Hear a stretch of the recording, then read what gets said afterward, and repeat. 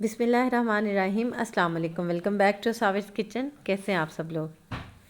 तो आज यहाँ पे मैं अपनी मंथली क्लीनिंग जो है डीप क्लीनिंग कर रही हूँ। वैसे तो वीकली जो है वो साथ साथ क्लीनिंग वगैरह होती ही रहती है, डेली बेस पे भी होती है, वीकली भी हो जाती है, लेकिन जो डीप क्लीनिंग है बेसिकली वो मैं मंथली ही करती हूँ। तो यहाँ पे सारे जो है मैंने ये मेरा है कैबिन सा बना, शेल्फ़ बनी हुई है, इसके ऊपर से सारा मैंने सामान उतार लिया है। और स्पाइस जार्स को जो है ना वो सबसे पहले मैं खाली कर लूँगी, ताकि जो है स्पाइस जार्स को अच्छी तरह से मैं वॉश कर रही हूँ। तो इसके सारे के सारे जो स्पाइसेस हैं ना वो इस तरह मैंने कागज़ पे निकाल लेती हूँ। तो इससे क्या होता है कि इजीली बंदा जो है जार्स को वॉश करके अच्छी तरह से ड्राई कर लेता है, और फिर उसके बाद जब अच्छी तरह से ड्राई हो जाएंगे यहाँ से ही सारे स्पाइसेस उठाऊँगी और उसके अंदर डाल लूँगी। और इसके अलावा जो है मेरे लिड दोबारा से ख़राब हो गए हैं बॉटल्स के, तो उनको भी इंशाल्लाह दोबारा से मैं जो है ना करूँगी, स्प्रे करूँ। स्प्रे पेंट से ही मैं कर लेती हूँ उसको पेंट, तो स्प्रे पेंट की मदद से ही दोबारा से आज पेंट कर लूँगी फिर से। और बस वीकेंड था, ऑफ था, सैटरडे इस दफ़ा ऑफ था, सैटरडे संडे, तो मैंने कहा चलें जी ये काम तो जो है ना ये मैं करूं। और इशाल असाविर जो थी वो भी मेरे साथ लग गई थी इसके जार्स वगैरह वॉश करवाने में। तो काफ़ी बंदे की हेल्प हो जाती है, क्योंकि काम वाली जो है ना कोई मैंने मेड रखी नहीं हुई। जॉब पे जाना होता है, सुबह से शाम तक स्कूल रहना होता है, तो उसके बाद जो है ना काम वालियाँ जितनी भी आती हैं ना मेड्स जो हैं उनका यही होता है कि फ़र्स्ट टाइम में अब बाजी हम लोगों ने काम करना है, सेकंड टाइम में हम लोग नहीं कर सकते क्योंकि हम लोगों ने घर जाना है। तो वही मैंने कहा सोचा कि हम लोगों की जिस तरह रूटीन है सुबह से लेकर दोपहर तक स्कूल रहना, इसी तरह ज़ाहिर बात है हर बंदे की मेड्स की भी रूटीन होती है कि उन लोगों ने भी घर के अपने जाके कामों को देखना होता है, अपने बच्चों को, और फिर शाम का खाना शाना भी बनाना होता है। तो इसलिए वो ज़्यादा लंबा टाइम जो है ना शाम तक नहीं स्टे करती। तो इस वजह से फिर मजबूरन मैंने अपने घर के काम सारे खुद ही करने होते हैं। या फिर असाविर भी मेरी अब जो है ना माशाल्लाह हेल्प करवा देती है, थोड़े बहुत बर्तन धुलवाने में, कभी जो है वो सफाइयाँ वगैरह करवाने में। तो इस तरह जब डीप क्लीनिंग करती हूँ ना तो फिर माशाल्लाह काफ़ी हेल्प करवा देती हैं। तो फिर जार्स वगैरह को सबको मैंने वॉश कर लिया था। तो ये मेरा जो है ना मसाले वाला बॉक्स है, इसके अंदर भी मैं मसाले वगैरह डाल के रख लेती हूँ। तो इसको भी अच्छी तरह से वॉश करके तो ड्राई कर लूँगी। मेरे पास जितने भी स्पाइस जार्स हैं ना वो सारे के सारे शहद वाली बॉटल्स हैं, या फिर जैम वाली, या फिर चॉकलेट स्प्रेड वाली। तो कोई भी अलग से जो है ना ये ग्लास जार्स मैंने नहीं परचेज़ किए।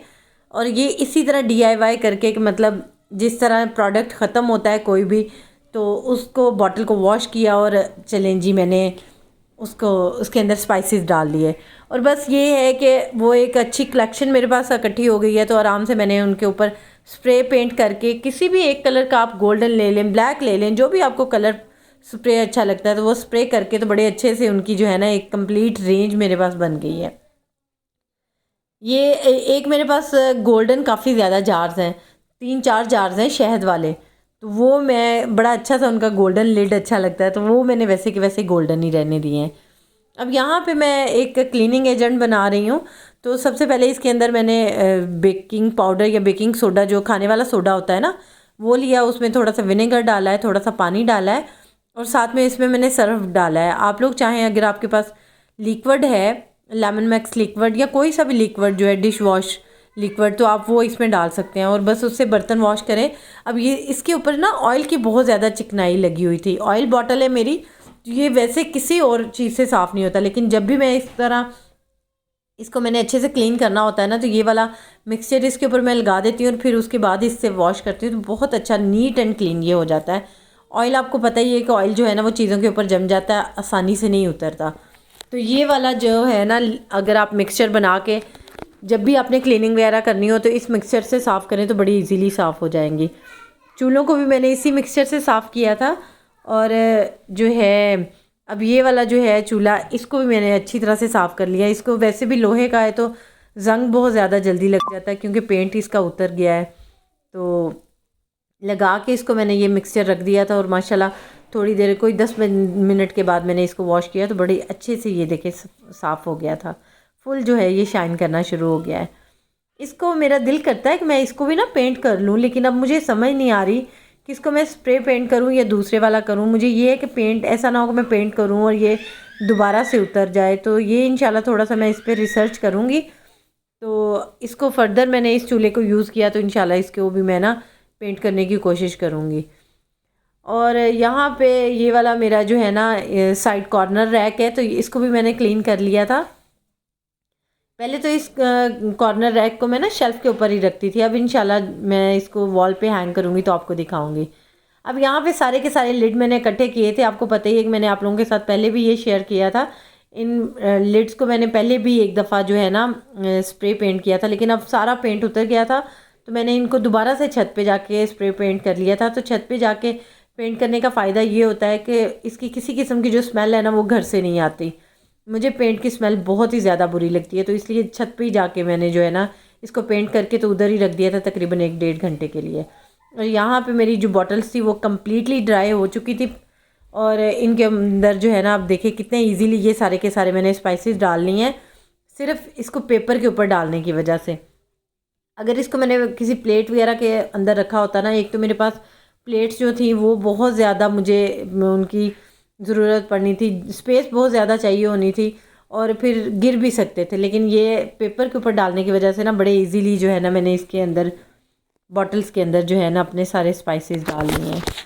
इसी के साथ साथ जो है जो भी इलेक्ट्रॉनिक्स का सामान मुझे चाहिए होता है रेगुलर यूज़ के लिए, तो वो फिर मैं ऐसे सामने कैबिन में रख लेती हूँ। तो काम सामने शेल्फ़ के ऊपर रखने की वजह से ना बहुत जल्दी वो गंदे हो जाते हैं, तो उनको भी मैंने क्लीन कर लिया था। किचन मेरा कोई इतना ज़्यादा जो है मॉड्यूलर किचन नहीं है, तो बिल्कुल ही नॉन मॉड्यूलर सा किचन है कि कैबिन्स वगैरह नहीं है, तो मैंने जो है ना सिंपल उसको इसी तरह अरेंज करके रखती हूँ। और जो भी इलेक्ट्रॉनिक्स की जिस तरह ब्लेंडर हो गया या फिर जो शेक बनाने वाला जग हो गया या फिर ये चॉपर हो गया, तो इसको जो है ना सामने मैं शेल्फ़ के ऊपर ही रखती हूँ ताकि जब भी मुझे यूज़ करने की ज़रूरत पड़े मेरे लिए कन्वीनियंट होता है कि मैं आराम से उठाती हूँ और शेल्फ़ के ऊपर रख के अपना काम कर लेती हूँ। अब यहाँ पे ड्रॉर्स को मैं साफ़ कर रही थी, ये भी सारी की सारी इतनी मैसी हो गई थी ना। हबीबा का माशाल्लाह अब हाथ पहुँचता है हर जगह पे, तो वो आके ड्रॉर्स को खोल लेती है और सारी की सारी जो है ना चीज़ें वो डिसऑर्गेनाइज कर देती है।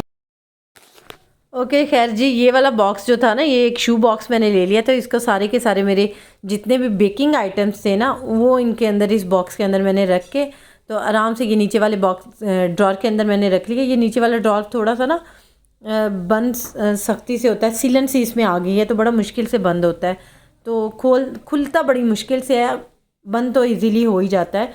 तो इसका जो है ना ये हैंडल टूट गया है पकड़ने वाला, तो इसके अंदर जो है ना वो मैंने चीज़ें रख दी हैं उस ड्रॉर के अंदर जिनको मैंने कम कम यूज़ करना है, तो जब कभी मुझे ज़रूरत पड़ेगी आराम से वो ड्रॉर मैं खोल लूँगी। खैर ये दरमियान वाला ड्रॉर है, इसके अंदर सारे मैंने ग्लासेस और कप्स रख दिए हैं और साथ में जो है ना आराम से ये काफ़ी ज़्यादा कन्वीनियंट रह जाता है कि जब आप किचन में काम कर रहे होते हैं आराम से अपना ड्रॉर खोले, कप की ज़रूरत है कप निकाल लिया या फिर जो है ना गिलास की ज़रूरत पड़ी तो वो निकाल लिया, तो बड़ा आसान होता है कि आपके जो है ना पास बिल्कुल हाथों में चीज़ हो। और इसी तरह ये ऊपर वाली ड्रॉर के अंदर भी एक ऑर्गेनाइज़र था मार्केट से मैं लेके आई, तो इसके अंदर जो मैंने नाइफ़ और जो है स्पून्स वगैरह और इसी तरह चॉपस्टिक्स हैं ये सारे के सारे ऑर्गेनाइज़ करके रख दिए हैं। तो अब आराम से जो है ना बच्चों को जिस चीज़ की भी बच्चों को या मुझे चीज़ की ज़रूरत पड़ती है आराम से जो है हम लोग इजीली निकाल लेते हैं। फॉर एग्ज़ाम्पल कभी हस्बैंड को भी ज़रूरत पड़ती है तो उनको ढूंढने की टेंशन नहीं होती। खैर जी ये वाला कैबिन था, कैबिन के अंदर से भी मैंने इसको सारा ऑर्गेनाइज़ कर लिया था और ये माशाल्लाह जो है ना ज़बरदस्त सा मेरा कैबिन ऑर्गेनाइज हो गया था। और क्योंकि ये मेरा किचन जो है ना बिल्कुल ही सादा सा है तो इसके अंदर जो है ना इस तरह मैंने एक बड़े वाला टेबल बना के रखा हुआ है, तो वो मेरा एक शेल्फ़ का काम भी करता है और साथ में जो है ना मेरे कबर्ड का काम भी करता है। तो मैंने अपने जितने भी डिनर सेट और बर्तन वगैरह है ना वो सारे इसी के अंदर रखे होते हैं और ड्रॉर्स भी मैं इजीली यूज़ कर लेती हूँ।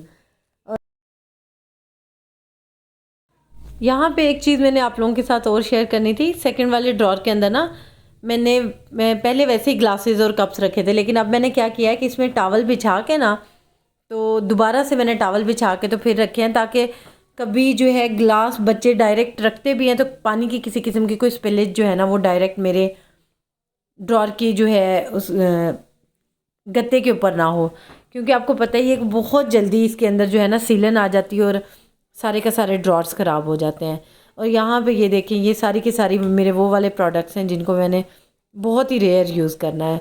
मशीन जो मेरा हैंड ब्लेंडर ख़राब है वो भी मैंने इसके अंदर रखा हुआ है। बस यही है मेरा आज का व्लॉग पसंद आया तो लाइक करें, शेयर करें और कमेंट्स करें। और कमेंट्स में मुझे आप लोग ये ज़रूर बताएं कि आपको ये मेरी क्लीनिंग की मोटिवेशनल वीडियो कैसी लगी है। और बाकी जॉब के साथ ज़ाहिरी बात है कि वीकेंड को ही आप यूटिलाइज़ कर सकते हैं, डेली बेस पे तो इतना टाइम आप किचन को नहीं दे सकते। दुआओं में याद रखें। अल्लाह हाफ़िज़।